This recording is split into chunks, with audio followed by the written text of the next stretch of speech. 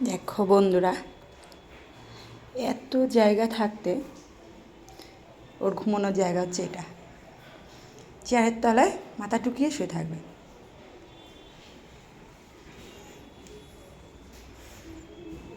কিরে, এই শুরো, ওখানেই শুচ্ছিস কেন? আর জায়গা নেই? আর কি জায়গা নেই? হ্যাঁ, ঘুমানোর জায়গা কোনটা? কিরে, পাত্তাই দিল না। মা বকবক করছে, করুক না, আমি ঘুমাই।